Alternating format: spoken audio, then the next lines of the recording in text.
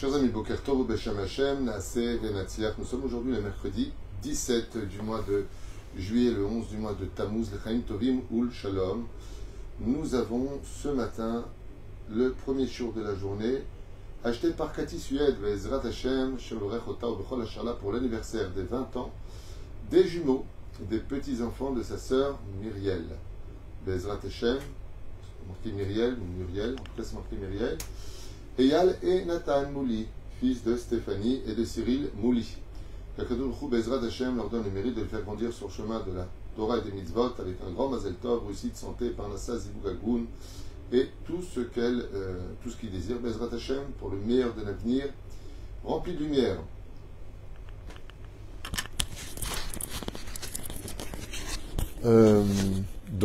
Ensuite, un grand mazel tov aussi pour Arlette Ben Simon. Oui, Arlette, aujourd'hui c'est votre anniversaire, donc bonne santé et réussite. Joie et bonheur jusqu'à 120 ans, et surtout la santé Arlette. En tout cas, on reviendra sur Cathy Sued qui a acheté ce chiour, qu'on remercie. Et Yom Houledet Sameach, donc pour Eyal et Nathan Mouli, ainsi que toute la famille sur le chemin de la Torah Mzot Maasim Tovim, que le mérite de notre étude, Yagen Alechem Valenu Valkol Am Israël. Et bien sûr, on pensera à tous nos otages, tous nos chayalim, Kol Am Israël, Be'ezrat Hashem, qu'on entende que Kol Sasson ve Kol Simcha, Kol Chatan ve Kol Kala, que de bonnes nouvelles, Be'ezrat Hashem, pour tous nos blessés, pour tous nos chayalim, Kol Am Israël, Be'ezrat Hashem, on pense tout le temps, et on prie pour que Be'ezrat Hashem, la Géoula, vienne le plus vite possible. Et qui, comme la Torah, Baruch Hashem, encore hier, pendant la Choupa, j'ai rencontré beaucoup de personnes qui m'ont remercié pour les cours que nous prodiguons. Et merci, ça fait du bien de savoir que Bémet, je vous embête pas, que chaque cours amène du réconfort. Et ce matin, justement, nous allons parler d'un sujet qui nous concerne tous à des degrés différents grâce à cette étude, cette Torah que nous avons. C'est chacun son point de vue. Et vous allez vous rendre compte que le Créateur du monde nous dit que c'est très dangereux de suivre ses yeux, de suivre ce que l'on peut analyser avec nos yeux. Et il ne faut jamais s'en tenir à un regard sur un sujet en disant écoute, j'ai regardé de quoi il s'agissait et je pense que. Fais très attention avant de dire je pense que, de prouver que ce que tu as vu avait la valeur de ce que tu voulais lui accorder. Parce que ce qui va se passer, eh bien, c'est que tu risques de commettre de très graves erreurs selon ton point de vue, alors que le point de vue de Dieu était différent du tien. Et c'est pas pour rien que nous trouverons ce que les prophètes nous ont apporté. Kiaïn be'aïn ir'u beshuv Hashem Tzion. La seule façon de voir une objectivité vraie, eh bien, c'est d'avoir tes yeux dans ceux de Dieu lui-même. C'est-à-dire que si tu veux voir un sujet, qui soit un conflit familial, que ce soit un conflit dans n'importe quel domaine, tu n'as pas le droit de voir les choses selon tes émotions, ton éducation, ta façon à toi de voir les choses. Et on commet tous cette erreur. Eh ben chez moi, ça se fait pas. Est-ce que selon la Torah, ça se fait? Pense à ça. Est-ce que selon Dieu, ça se fait? Pense à cela. Parce que si chacun part sur sa direction à lui de voir les choses, Dieu nous dit, oh, velo taturu, ahare levafren, vahare ainechem. Ne suis ni les sentiments, les émotions de ton cœur, et encore moins ta vision des choses. Car kiaïn be'aïn, pour pouvoir apporter un jugement positif qui soit dans le vrai chemin de la vérité, il faut que tes yeux y regardent à travers les yeux de Dieu. C'est-à-dire à travers, est-ce que Al-Pi Halakha, c'était bien ce qu'il a fait? Est-ce que oui ou non c'est permis? Est-ce que c'est moral? Pas selon ce que toi tu comprends, toi tu analyses, toi tu as vécu. Sinon, si tu mêles ton cœur au regard, il est évident que tu vas être de plus en plus vexé, contrarié, et ainsi de suite, parce que tu viens avec ton regard. Et la Torah nous met en garde. Tu sais parce que ça mène à voir les choses avec ses yeux personnels. Moi, j'estime, comme quelqu'un, un jour, j'étais en train de parler avec lui, et je lui ai dit, tu sais que ce que tu fais, c'est assourd, c'est du vol. Il m'a répondu, non, à mes yeux, non, je trouve pas, non, au contraire, c'est pas du vol. Je vois pas pourquoi ce serait du vol. Mais je suis pas en train de parler de ce que je pense. Viens avec moi. Et je lui montre les références dans le Shulchan Aruch. Et je dis pas ce que je pense, selon la halakha, c'est assourd. Tout comme quelqu'un va te dire, moi, Shomer Negia, je suis pas Shomer Negia, je vois pas où il y a un problème d'embrasser la Kala quand on la couvre pour aller à la Choupa. De toute façon, je me marie dans quelques instants, donc elle va être ma femme.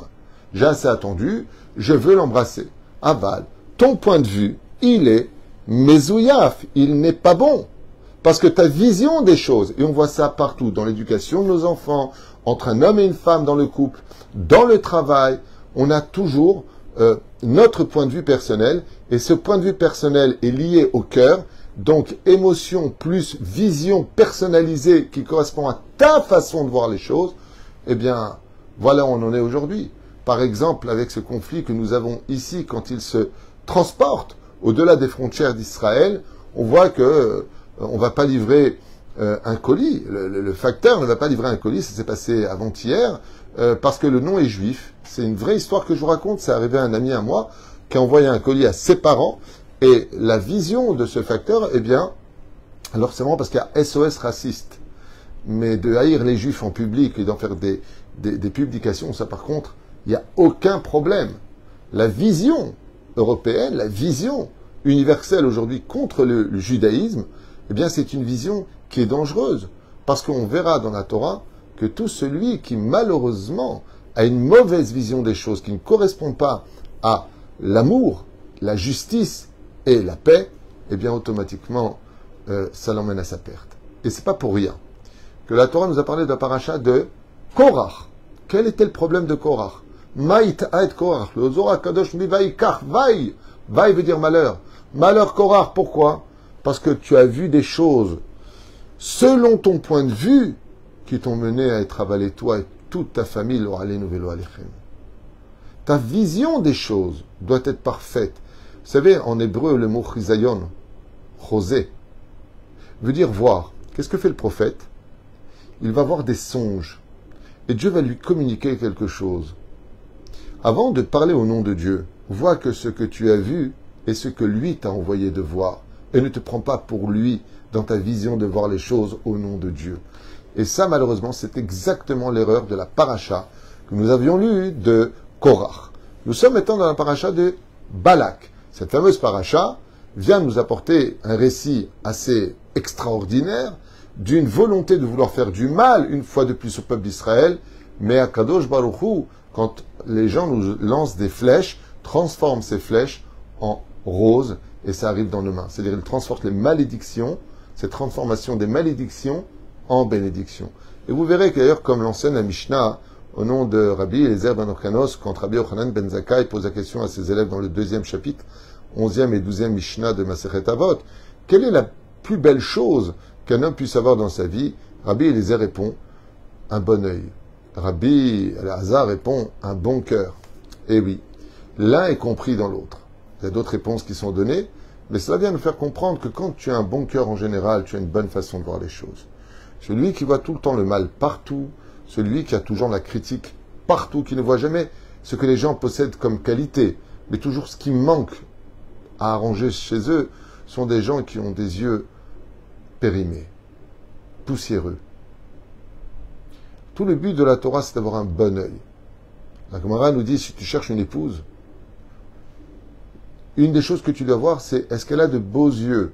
Beaux yeux? Non. Pas si les yeux sont verts ou bleus ou de la couleur que tu voudrais. De beaux yeux, cela signifie, est-ce qu'elle a des yeux remplis de chesed? Est-ce qu'elle trouve du bien chez les gens? Ou est-ce qu'elle trouve du mauvais chez les gens? Est-ce qu'elle a tsarat aïn, un œil? Pourquoi tu lui donnes? Pourquoi ceci? Pourquoi tu fais ça?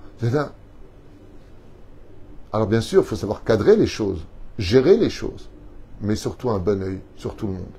Le fait d'avoir un bon œil, sachez une chose. On a vu ça avec le Rabbi Lubavitch. Quel œil de pureté, de bonté il avait pour chacun. On a vu ça avec le Rav Ovadia Yosef. On a vu ça avec le Rav Steinman. Quels yeux d'amour ils avaient pour les autres. Et ce regard-là, qui est très énergétique, est suffisant pour faire tes teshuvah. J'ai rencontré une personne qui a fait teshuvah. Et je lui ai demandé comment tu as fait teshuvah avec le parcours que tu as eu. Il m'a dit, il m'a raconté, je traduis ce qu'il m'a dit. Après, vrai, faux, c'est lui qui assumera. Mais ces mots étaient les suivants. Je suis parti une fois à New York voir le rabbi. Je suis là, tu lui as parlé? Non, pas du tout. J'étais complètement chiloni, ça veut dire profane, je ne pratiquais rien. Et quand il m'a vu, il est revenu un peu en arrière, il m'a tendu les deux mains vers moi, il m'a fait un bisou, il m'a regardé droit dans les yeux et il est parti. Cette attention, ce regard qu'il a eu pour moi, ce moment d'avoir arrêté le temps, pour juste me dire, toi aussi je t'aime, je t'ai vu. Ça m'a suffi pour faire tes chouvas. Juste, je t'ai vu. Je t'ai vu. Vous savez, quand on arrive des fois à des soirées, le Halen Velo Alechem, on dit, dis-moi, je suis à ce point-là transparente pour qu'on ne me dise pas bonjour.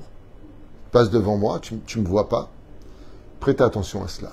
Surtout si vous avez l'opportunité de rajouter à la veille de ce jour fatidique de 17 Tammuz qui arrive, Tisha B'Av, à l'horizon, en espérant qu'on n'ait pas besoin de jeûner, que ça y est, on fasse les choubas totalement et qu'on ait vraiment la Géoula, de travailler ce regard sur l'autre, l'ekavsrout.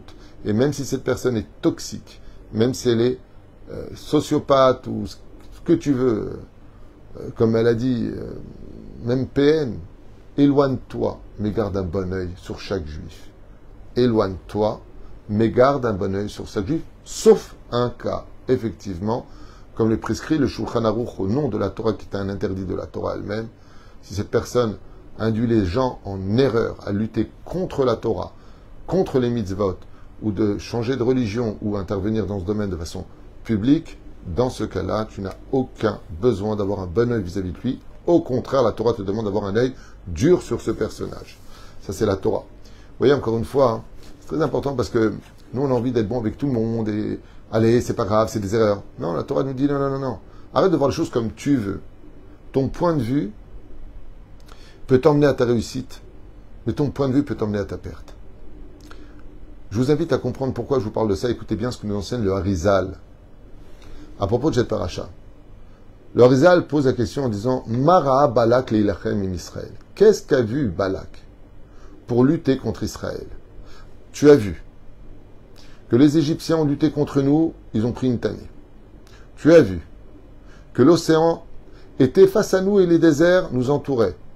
La mer s'est ouverte. Tu as vu un peuple de plus de 3 millions d'individus, plus le Erevrav, dans le désert survivre.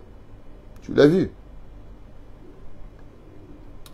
Anilo Mevin, tu vois qu'Am Israël reçoit la Torah au Sinaï. Tu vois qu'on reçoit la manne du ciel, le puits de Myriam. Tu vois que même s'il y a eu la faute du veau d'or, Dieu nous a pardonné. Même s'il y a eu la faute des Meraglim, Dieu nous a pardonné. Tu viens de voir que Korach a osé se lever avec 250 princes de la Torah contre Moshe. Tu l'as vu. Il a marqué Vayar Balak ben Sipor. Il a vu Balak ben Sipor. Et Kol Asher Asa Israël à Émori. Tout ce que Israël a fait aux Émoréens. Ils ont tué Og, Melech Habashan et Sichon, Melech Haïmori. Tu vois qu'ils ont détrôné, tué facilement les deux piliers de la défense de toute la région. Ils ont pris une tannée. Et Dieu seul sait combien cette armée était puissante. Des géants. Et pourtant, tu vois qu'ils ont mis. Et c'est marqué, Vayar Balak ben Sipor. A vu Balak ben Sipor. Et Asher Asa Israël la Émori. C'est-à-dire qu'il est au courant que Israël a mis une tannée à tous ceux qui se tenaient sur son chemin, même si on avait des fautes sur nous. Dieu ne nous laisse pas. On peut subir des pertes importantes. Mais le peuple, il ne bouge pas. Il est protégé par Dieu lui-même. Echlonitiare, dit le Harizal, comment... Je comprends pas, après tout ce que tu viens de voir, je sais pas, tu vois que tu as un lion, par exemple. Il met une tannée à tous ceux qui viennent. À un moment, je ne vais pas venir avec un petit canif. Et donc, on dit qu'il a pris peur, dit le Harizal, et il a dit, waouh, regarde ce qu'ils ont fait à Sichon et Og. Si deux géants invincibles ont été décimés par le peuple d'Israël, comment se fait-il qu'il ait osé se dire, eh ben moi, je vais leur rentrer dedans et je vais y arriver. Alors, il a vu que la force d'Israël, c'était la parole, donc ça sert à rien d'y aller avec une armée, donc on va utiliser, chez nous, les nations du monde, quelqu'un qui est fort en parole, comme on le voit aujourd'hui entre la communication, la tekshorette, les médias. Ils ont vu que la prière d'Israël était forte, alors ils se sont emprunts très rapidement des médias, et ils ont fabriqué des réalités qui sont loin d'être la vérité. Mais Shiv le Harizal, il dit, malgré tout, qu'est-ce qui a fait tomber dans la folie encore un ennemi d'Israël, Balak, dans cette paracha? Et le Harizal, il dit, il est marqué. Vaya, il a vu. Ma she'ala bedato shel Bilam leilachem be'Israël. Et de Balak, ce qui lui a permis de croire que lui pouvait y arriver, de lutter contre le peuple d'Israël, alors qu'il a vu tout le monde échouer. Ayakemo Korach. Il a commis la même erreur que Korach. Chez Halak al-Moshe, qui s'en est pris à Moshe Rabbeinu. Les filles chez Aino, it ato. Sa vision des choses l'a trompé. Et c'est pour ça que Balak est énervé contre Bilam à la fin de cette paracha. Il lui dit, mais qu'est-ce que tu veux que je fasse? Tu vois bien. Il lui dit, tu vois bien que tu te trompes dans ta façon de voir les choses. Mais on n'a toujours pas répondu, selon le Harizal, qu'est-ce qu'il avait vu de si impressionnant, de si incroyable pour pouvoir se dire ou lutter contre le peuple d'Israël. Quel argument il s'est octroyé de penser? Qu'est-ce qu'il a vu? Donc ici, Refoua Shlema, Bezrat Hashem, Yonatan Chaim Ben Ruti, Bezrat Hashem. Ra beruach kodsho, shalshelet gedola yotzet mizar'o. Balak, il a vu quelque chose d'incroyable avec son tzipor. Il avait un oiseau fait d'or, d'argent, de bronze et autres. Et il y avait une espèce de sitrahara comme un démon qui était introduit à l'intérieur et qui lui montrait même l'avenir. Il lui a dit, montre-moi l'avenir. Et qu'est-ce qu'il a vu? Il a vu que de lui allait venir Shmuel Hanavi, Sheshakul Keneged Moshe ve'Aaron, ve'chashav shizchutahu yanatzar b'machluket al Moshe. Ça, c'est qui? C'est Korach. Korach, il a vu que de lui allait venir un grand personnage qui allait vivre en Israël, prophète d'Israël, lui aussi, mais en Israël, le nom de Shmuel qui équivalait à Moshe ve'Aaron. Donc, il dit, moi, j'ai vu que de mes entrailles viendra un tzaddik qui sera encore plus grand que Moshe ve'Aaron. Ou Shmuel bekor et Shemo. Vechen balakra beksafma. Donc, qu'est-ce qu'il a vu, lui, Balak? On a vu que Beruach HaKodesh, avant qu'il faut de Korach, il a vu de ses propres yeux qu'allait venir un grand tzaddik. Donc il s'est dit, puisque je vais avoir un grand tzaddik si grand, qu'il est même plus grand que Moshe ve'Aaron, j'ai rien à craindre. Mais non. Parce que si tu avais vu que le tzaddik que tu allais engendrer pour plus tard, jamais il s'en serait pris à Moshe. Il aurait servi Moshe. Et toi, tu t'es rebellé contre Moshe.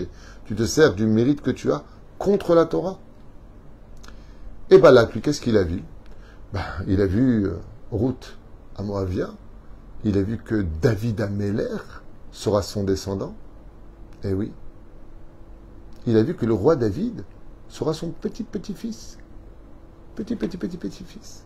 Puis il a vu que le roi Salomon, ce sera aussi de sa descendance, jusqu'à l'avenue du Mashiach. Balak, il a dit, mais le Mashiach, il vient de moi. Donc ça me donne, Mashiach, c'est la réincarnation de Moshe Rabbeinu. Hagoel Arishon, il y a Hagoel Acharon.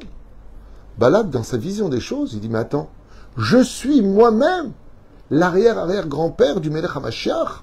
Donc je vous lis les mots du Harizal. Qui David Melech Israël vezar'o, atidim latzet mimenu, par le biais de Ruth, de Moab, qui était la fille de Eglon. Eglon, c'est qui? Ayabno shel Balak. Le fils de Balak s'appelait Eglon. Eglon était roi de Moab. Et il a eu 2 filles. Ruth et Orpa. Ruth, c'est l'arrière-arrière-grand-mère du roi David. Donc il a dit, regarde, waouh, qu'est-ce que je viens de voir grâce à mon oiseau ensorcelé, que je suis à l'origine et la source du libérateur des enfants d'Israël. Mais il ne peut rien m'arriver. Comme ça pense Balak. Abno shel Balak. Ve'Ruth yatsa Oved, ve'Oved yatsa Isha, ve'Isha olid David Amelech. Lachen chashav. Et c'est pour cela qu'il a conclu, dans sa vision des choses, Gam Balak shewi natzar ve'mchamto be'Israël. Donc il a dit, étant donné que de moi doit venir le Mashiach lui-même, qui est Moshe Rabbeinu? Il est la tribu de Lévi. Moi, je vais engendrer, par le biais de Boaz, qui est la tribu de Yehuda, le Melech HaMashiach. Donc, dans ma vision des choses à moi, dit Balak, j'ai pas de problème de les maudire, j'ai pas de problème de les attaquer, il peut rien m'arriver. Une fois de plus, tes yeux t'ont trompé. Vous savez, ça me rappelle une histoire que j'avais déjà racontée à l'occasion, mais qui est tellement d'actualité. On raconte l'histoire d'Anan. D'Anan, qui était un petit peu perdu parce qu'il devait traverser une jungle très dangereuse, où se trouvait un lion. Et ce lion-là était très connu pour sa son intelligence, sa véracité, et ainsi de suite. Et il est parti voir le renard, il lui a dit, dis-moi, comment je peux faire pour traverser la jungle et sans me heurter au lion, quoi. Parce que je suis un âne, et lui, c'est un lion, et c'est une bonne nourriture pour eux. Alors il dit, écoute, c'est pas compliqué. Si tu veux éviter d'avoir affaire au lion, tu veux mon point de vue, tu te déguises en lion. Donc tu te fais un costume, et tu vas te déguiser en lion.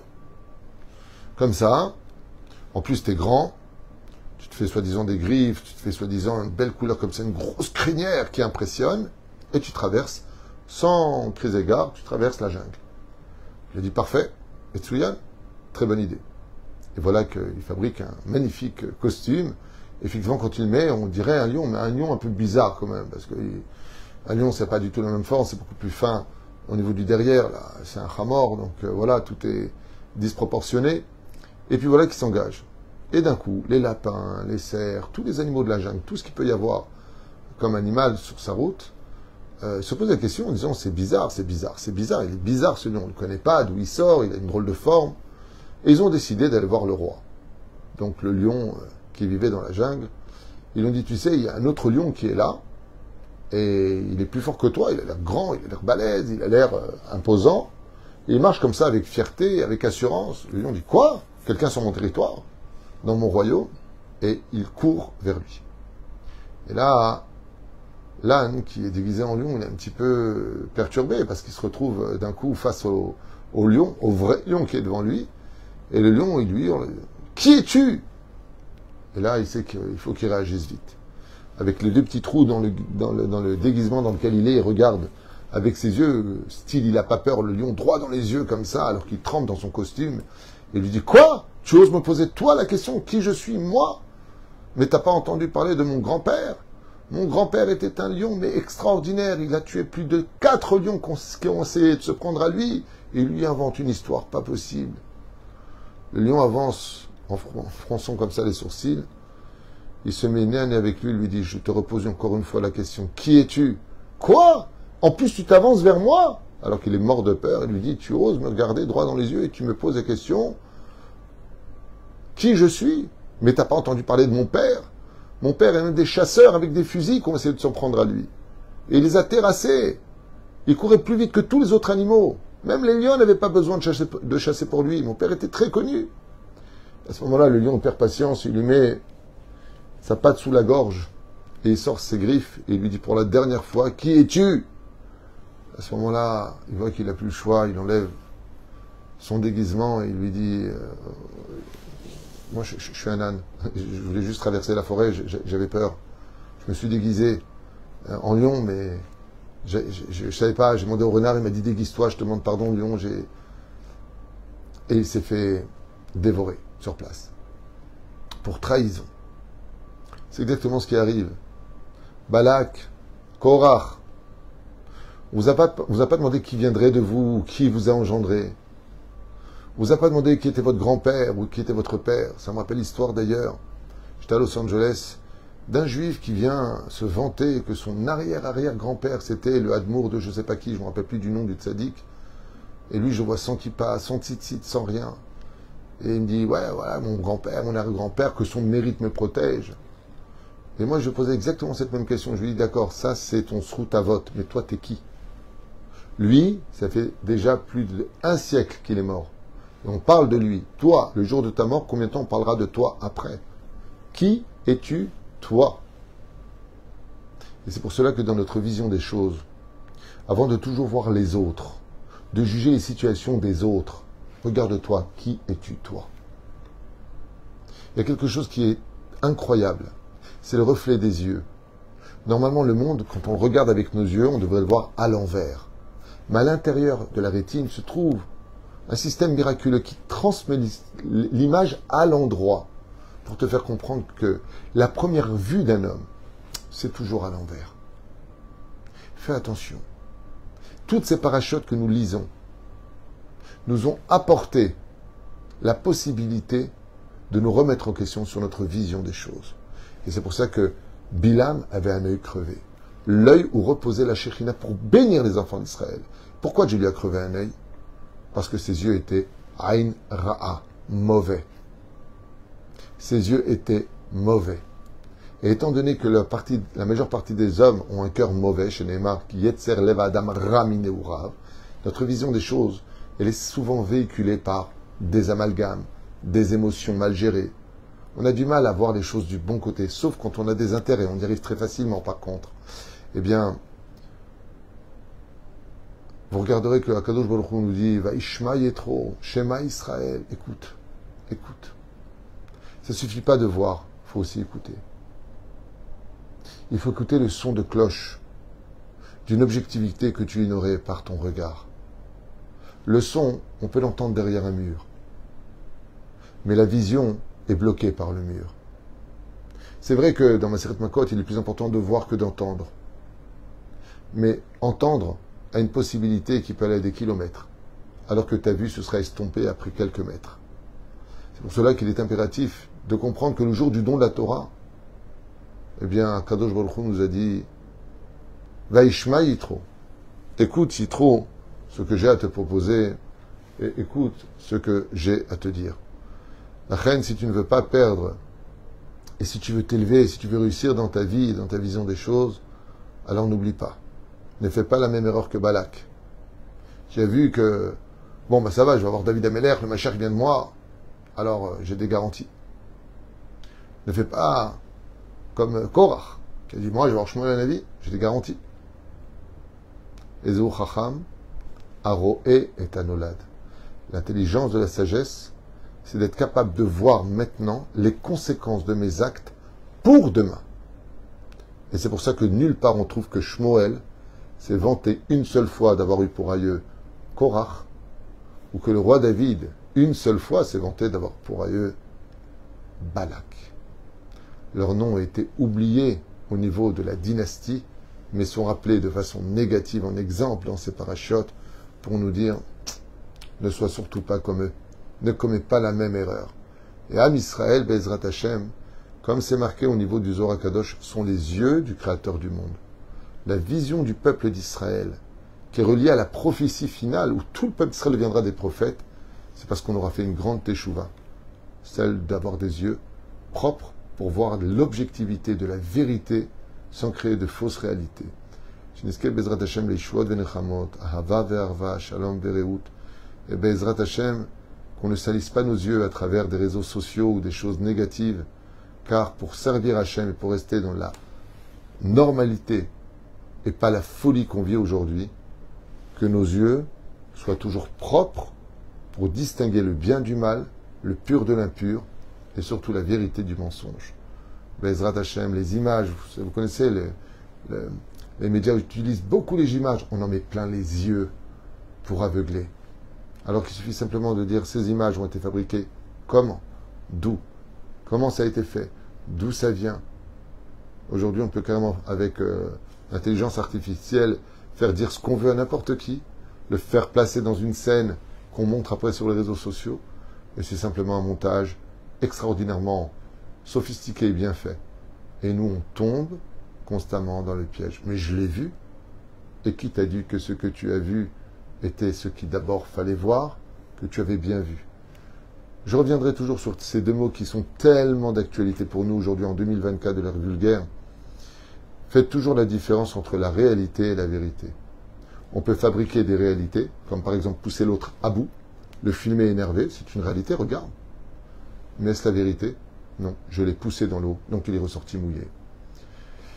Shem Elachem al Kol Am Israël, Yom Ledet Sameach. Je pense qu'un des plus beaux cadeaux que les enfants pourraient s'offrir dans ce monde si difficile, c'est justement d'avoir de bons yeux, de regarder chacun du peuple d'Israël avec bienveillance et de prier le Créateur du monde, Be'ezrat Hashem, avec humilité, Be'ezrat Hashem et un cœur pur. C'est ma chaîne Miachelachem, Rabba Kati Suyed, d'avoir acheté ce shiur, que Dieu bénisse toute sa famille vers Am Israël. Kol Tuv et Leitraot.